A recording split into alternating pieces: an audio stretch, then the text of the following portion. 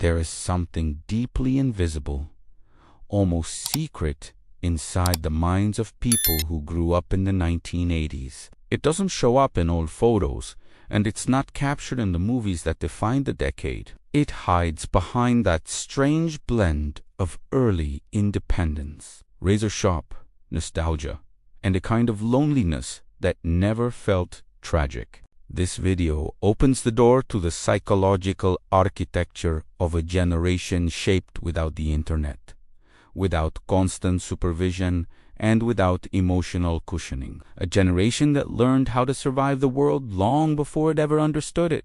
People who grew up in the 1980s carry something that, from today's perspective, feels almost impossible. A natural familiarity with the unknown, while the modern world is anchored to notifications, digital maps, and instant answers. Those kids moved through childhood with a kind of freedom that would now be labeled reckless. But that freedom wasn't neglect. It was the hidden laboratory where their minds were shaped. They left home with a single instruction: be back before dark, and the space between leaving and returning became a psychological territory where autonomy, risk, and creativity grew without any adult witnesses. There was no constant fear of losing control because no one was tracking their every step. That absence of surveillance created an inner confidence that didn't depend on outside approval. It came from lived experience, from navigating the world with their own hands, instead of being guided by a digital compass.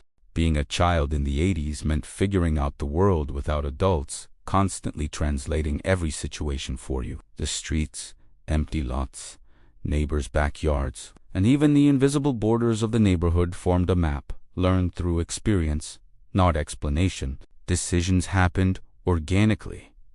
Which path felt safe? Which group of kids could you trust? What do you do when something unexpected pops up? This early autonomy, so rare today, carved out an internal structure, able to read environments before the mind even had time to analyze them. The brain learned not only how to sense danger, but also how to gauge intensity, intention, and consequence. That intuitive radar became a trademark of this generation, a blend of social awareness and a quiet kind of confidence. While kids today grow up with devices that capture, filter, and explain the world for them, those who grew up in the 80s had to develop an ancestral skill, paying attention, not as a philosophical choice, but as a matter of survival, both emotional and physical. You had to notice the neighbor's expression, sense the strange silence on the street, and figure out whether the older kids were in a good mood or not. This fine-tuned reading of situations, almost a sixth sense, wasn't taught in books or practiced in controlled environments. It was absorbed in real time, in the friction between freedom and responsibility. That's why adults from that generation carry a rare sensitivity to subtle shifts, as if an emotional scanner inside them never really shuts off.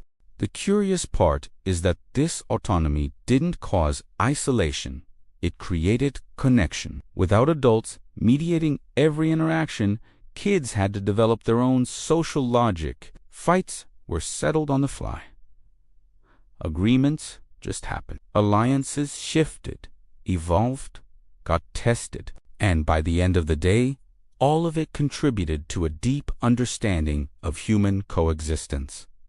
The sense that feelings change, intentions get misunderstood, and conflicts don't destroy relationships, they simply reorganize them. This organic learning shaped adults who can move through complex environments without needing someone to explain what's going on. They just notice, interpret, and adapt. That freedom also produced something rare today: tolerance for improvisation. With no schedules, no digital calendars, no instant messages. Everyday life was unpredictable. Sometimes friends showed up, sometimes they didn't. Sometimes an adventure appeared.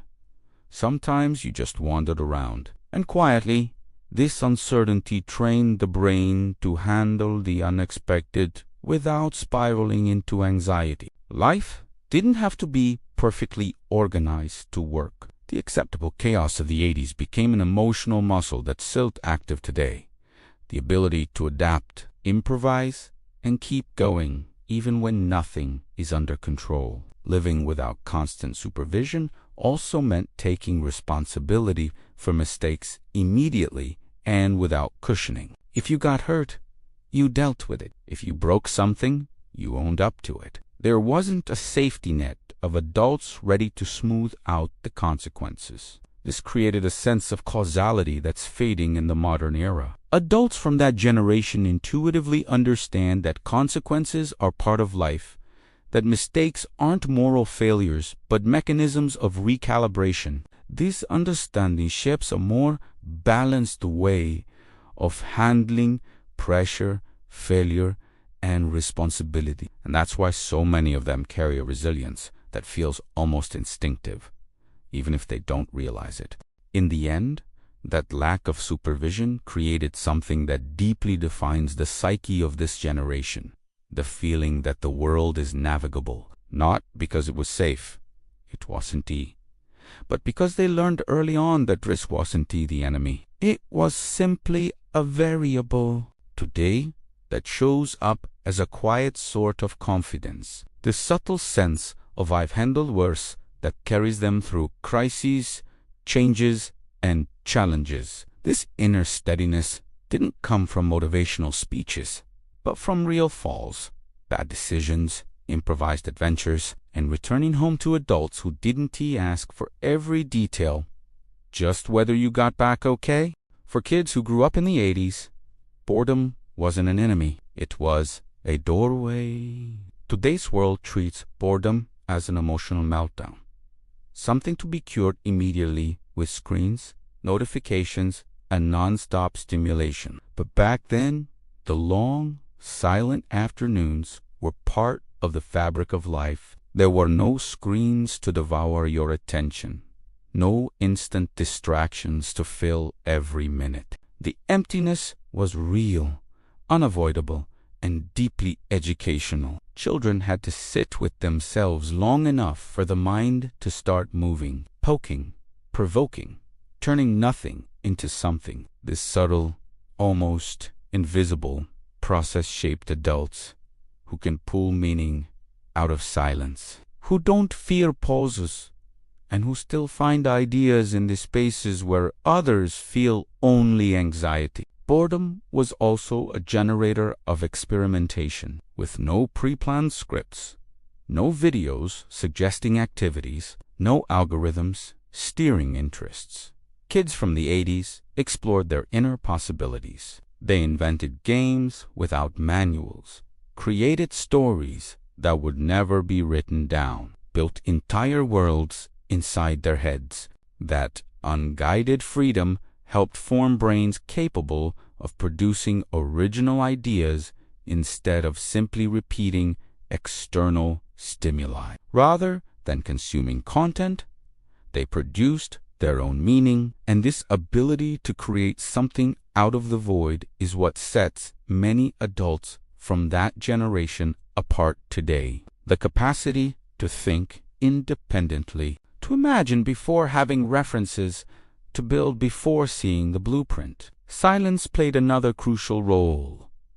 It forced the brain to organize itself. In idle moments, lying on the couch, staring out the window, pedaling a bike with no destination, the mind worked backstage, connecting dots, solving problems, digesting emotions. This deep processing, what we now call the default mode, was constant in an 80s childhood. Today's kids rarely experienced it because they are almost never alone with their thoughts long enough. But adults from that generation still carry that mental structure. When they need to make hard decisions or move through internal crises, they naturally turn to silence, not escape. They know the restorative power of an unhurried mind because they grew up inside one. What's striking is how this relationship with silence shaped not only creativity but also self-understanding. Instead of running from uncomfortable thoughts, kids in the 80s learned to live with them. Sadness,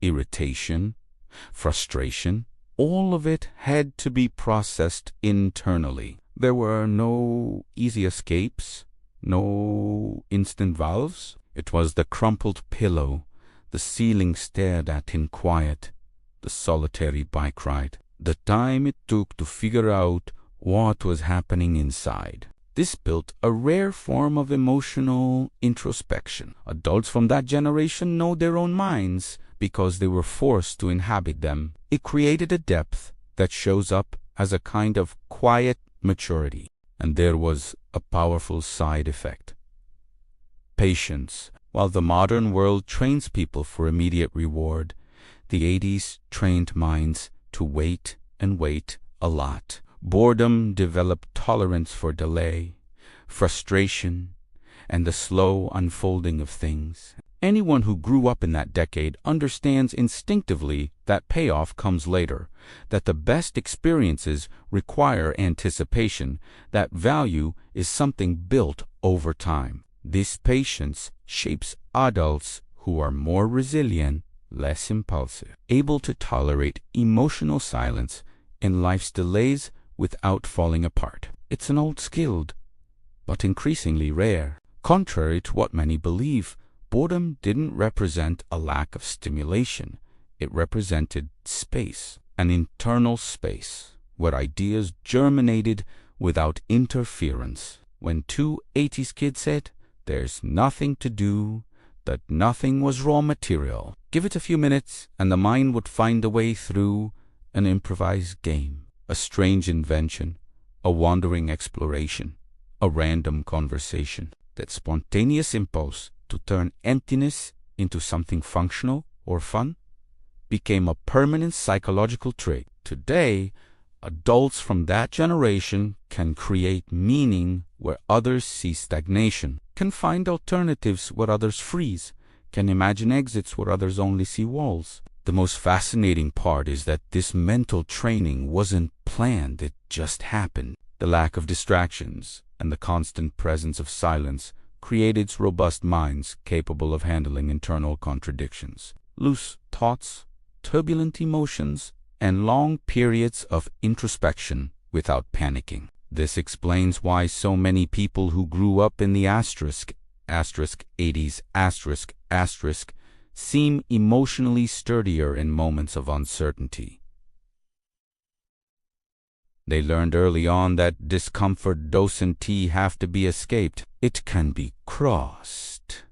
Silence was the invisible mentor of that generation, the sacred territory where the mind organized itself, strengthened itself, and found its own direction without anyone telling them what to think or feel. For those who grew up in the 80s, risk wasn't a mortal threat or a traumatic event. It was simply part of the everyday landscape. Trees were climbed to the edge of common sense, bikes flew down hills without helmets, and any random object could become a makeshift ramp. There weren't 10 adults around yelling, "Be careful," nor a safety protocol for every activity. The physical world was the first teacher, and it was an honest one. Falling meant real pain, but also real understanding. Your body learned its limits, not through theory, but through experience. And that shaped something profound. A self-confidence born from the body itself. Not verbal encouragement, not adult praise, but the physical certainty of knowing how far you could go. This direct interaction with risk built an internal calibration system that still follows these adults today. When an 80s kid climbed a tree, they assessed the thickness of the branches, the distance to the ground, the angle of support. There wasn't an adult analyzing the scene for them. That instinctive reading of the environment developed a fine-tuned sense of judgment. Today, it translates into the ability to make quick decisions in complex situations. Adults from this generation don't need endless guarantees before taking action. They assess, process, and move. And when things go wrong, they don't freeze. they adjust, because that's how they learned to survive, observing, calculating, and trusting their own body as an extension of their reasoning. What's most intriguing is how these physical experiences shape their emotional psyche as well. When a child took a risk, whether by jumping from a questionable height or trying a new skateboard trick, they faced outcomes, success or a fall.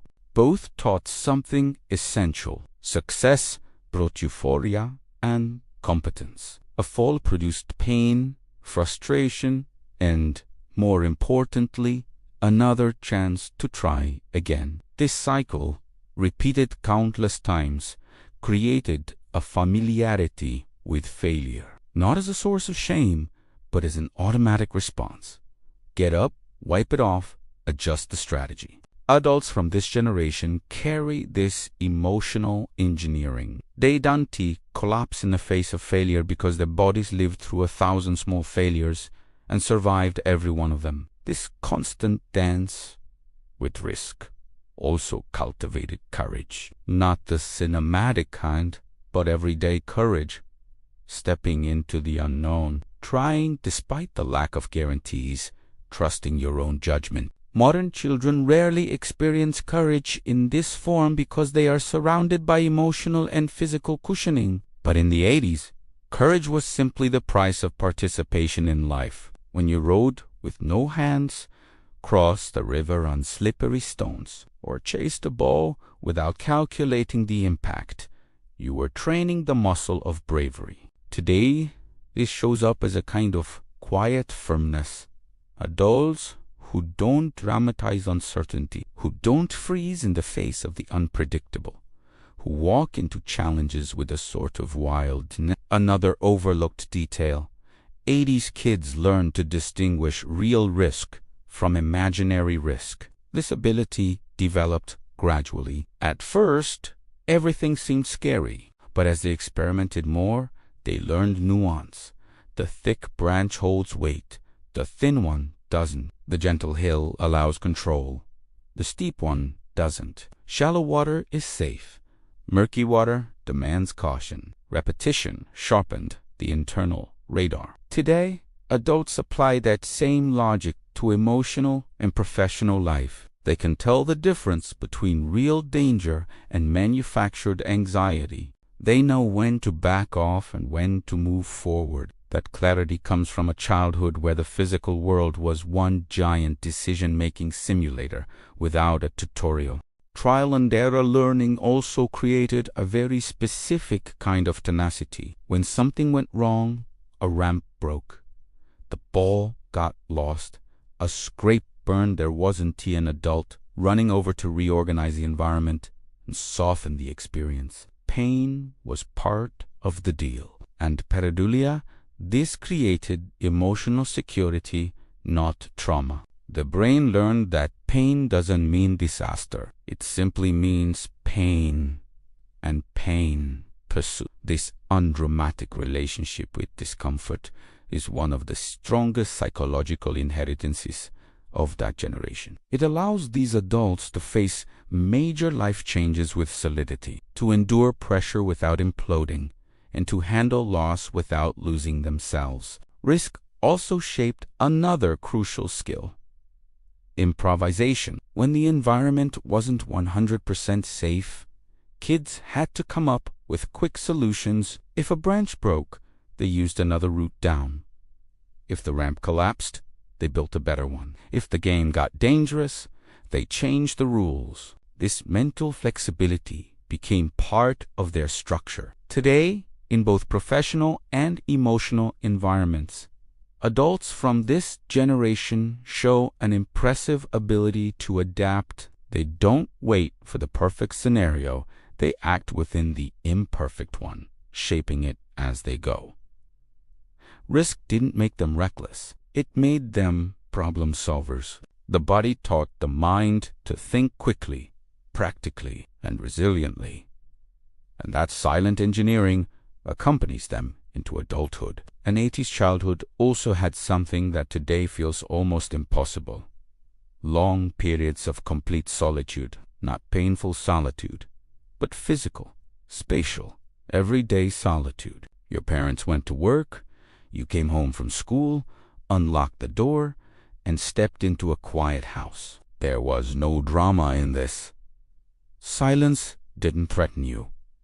It simply existed. And inside that empty space, something powerful happened. You learned to self-regulate. You learned to navigate emotions without immediate support. You learned how to exist without witnesses. While modern kids always have a digital network ready to cushion every uncomfortable feeling, 80s kids had only their own bodies, their own minds, and their own time. That trio became the foundation of an emotional self-sufficiency that endures to this day. This contact with our inner world wasn't optional.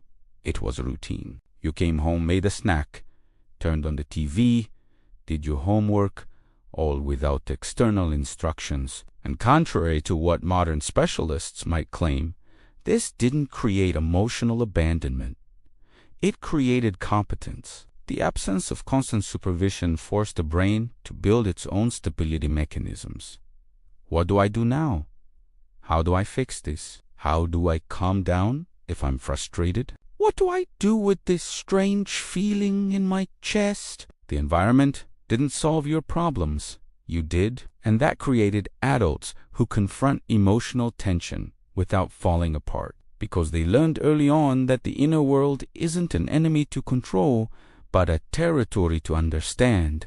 Silent nights and unstructured weekends became the soil where a rare ability grew, intuitive not the self-knowledge taught in self-help books, but the kind forged in practice. When something went wrong at school, a fight, a bad grade, a fleeting humiliation, you had no way to instantly dump your frustration onto someone else. There were no instant messages, no social media, no emotional audience. You were alone with it. The discomfort had to be felt before it could be solved, and that repeated experience taught something fundamental. Emotions are not permanent. They arrive, they sting, they swirl, and eventually they dissolve. Adults from this generation carry that wisdom in their bodies, even if they can't articulate it. The certainty that no internal storm lasts forever. Over time, this pattern forged an emotional muscle that became almost unbreakable. When adulthood brought rejection, loss, career problems, family crises, they didn't collapse. Not because they were cold, but because they were trained. Childhood solitude taught them that emotional discomfort doesn't require immediate intervention. It doesn't demand escape. It doesn't require outside validation. Silence worked like an inner chamber where the mind learned to reorganize itself. This ability allows many 80s adults to make decisions in critical moments because they can distinguish between temporary pain and lasting reality. The inner world became a compass, not a prison. Something fascinating happens when an entire generation grows up this way. They develop a kind of emotional calm that doesn't depend on the environment. Adults from this era can stay home alone for hours without seeking distraction. They can drive long distances with no music because their own mind is enough. They can sit on the porch and just exist without documenting the moment, without sharing anything. This ability to be fully present without stimulation is disappearing. But for this generation, it is a natural inheritance. They learned that presence isn't activity, and silence isn't emptiness. It is fertile ground for clarity, memory, and internal reorganization. But their emotional solidity didn't come without battles. As a child facing frustration without a comforting audience, you were exposed to a hard truth. The world doesn't always respond to your needs. This could have produced cynicism, but instead, it produced maturity. You learned that external validation is temporary and unstable, and depending on it makes emotional life fragile. That is why many 80s adults often appear emotionally independent, a trait others sometimes mistake for distance. But it isn't distance. It's structure. It's having weathered small storms alone, often enough to know they can survive the big ones. Perhaps the greatest gift of that childhood lies in something subtle, the ability to enjoy your own company. When you spent hours in your room drawing, reading comics, organizing objects, imagining stories, you weren't isolated. You were discovering yourself. You were uncovering interests that didn't depend on trends, skills that didn't require an audience, thoughts that didn't need to be shared. Today, this translates into adults who don't panic in silence, who don't see solitude as a flaw, who aren't afraid to sit with themselves. And it is this ability that gives them emotional depth, mental stability, and psychological autonomy, a trio almost extinct in today's hyper-connected world. For those who grew up in the 80s, failure wasn't a psychological catastrophe. It was an everyday, almost mundane event. If you didn't make the team, nobody held a parent meeting to negotiate your inclusion. If you got a bad grade, there wasn't an immediate intervention. When something went wrong, life simply went on, and you were left to face frustration as part of the process. This lack of cushioning didn't create cold or insensitive adults. It created conscious ones. This generation learned early that life doesn't bend to avoid hurting your feelings, and that overcoming disappointment requires action, not protection. It built an internal code. Learn, adjust, try again. Failure wasn't identified. It was a starting point. This unromanticized relationship with failure shaped a specific kind of resilience, one without spectacle, without motivational slogans, without affirmations. When the project didn't work, when the relationship ended, when the company died, these adults didn't see that as a declaration of incompetence. They activated the same mechanism they learned at age 10 when they missed the final play in baseball or forgot their lines in the school play. The question was never, why did this happen to me? But what do I do now? And that shift from blame to action is one of the most powerful forces this generation carries, a force built before they even knew what psychology was. But perhaps the most formative element was that in the 80s, no one rewrote reality for you. If you lost, you lost. If someone was better, they were better. If the world was unfair, it stayed unfair. No participation trophies softened the impact. No comforting speeches rewired yourself. This taught two essential lessons. The world isn't obligated to be fair, and even so, you're capable of acting within it.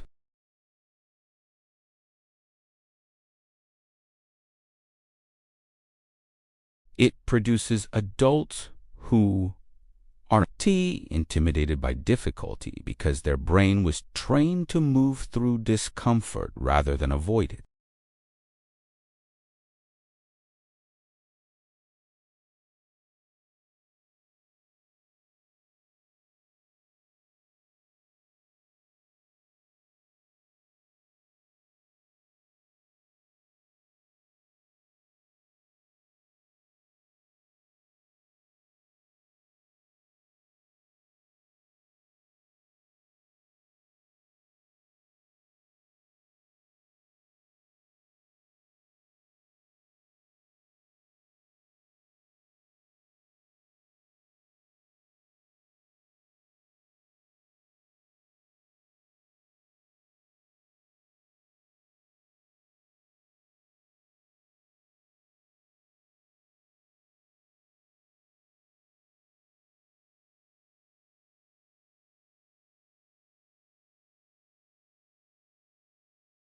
If you hurt someone, there wasn't a group of adults pushing for a reunion. You had to observe, wait, apologize at the right time, and accept when the relationship simply changed.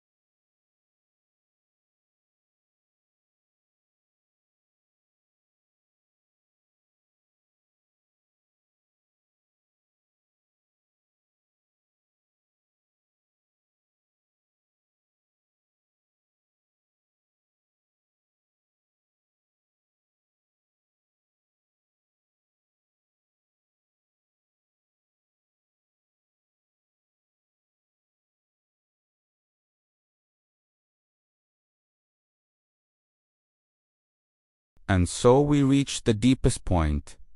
People who grew up in the 80s carry an inner stability that didn't come from speeches, systems, or therapy. It came from life lived without filters. From real falls, from real silence, from real responsibility. Their brains were shaped by freedom, strengthened by boredom, calibrated by risk, and refined by failure. They walk through the world with a quiet confidence, not arrogant, not loud, but solid, because they learned early that they can handle whatever comes. This generation is living proof that resilience isn't born from protection but from exposure, not from constant supervision but from autonomy, not from emotional anesthesia but from the capacity to feel. The inner reality of these people isn't nostalgia, it's architecture. An architecture built, piece by piece, in the silence of a decade that won't return, yet continues to live inside them.